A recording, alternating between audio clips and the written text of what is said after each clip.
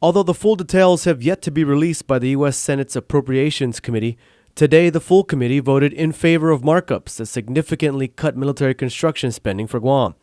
According to Congresswoman Madeline Bardallo's spokesman Adam Carbolito, some of the $155 million in cuts are related to the North Ramp utilities and Finagazan water utilities, as well as cuts in funding for the incrementally funded Air Force fuel system maintenance hangar. In a statement, Congresswoman Bardallo says she is, quote, concerned and disappointed with the Senate Appropriation Committee's cuts in funding for the Guam military buildup.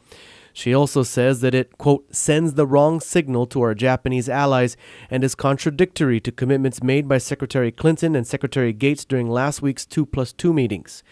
But she, Senator Guthertz, and Governor Eddie Calvo all point out that the bill still must be considered by the full Senate and reconciled with the House's version later this year before any of those cuts are final. Of course, those particular senators are very influential with their colleagues, but this whole matter must go to the conference committee with representatives of the House. And of course, Congressman Bardallo will be at that conference meeting between the House and the Senate representatives, and hopefully, they'll argue it through and things will turn out positive for Guam.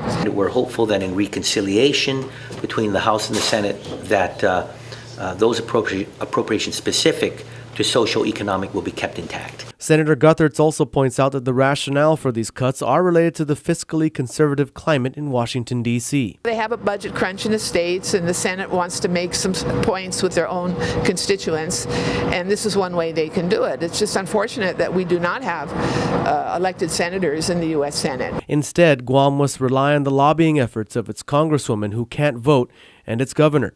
In fact, Governor Calvo will leave to Washington, D.C. later this month to meet with DOD and other federal officials. We are going to be presenting letters and correspondences to both the House Armed Services, the Senate Armed Services, as well both appropriations committees of both House and Senate in regards for the need to keep within and intact in those appropriations measures that deal with the social, economic impacts to the island of Guam. That's the one.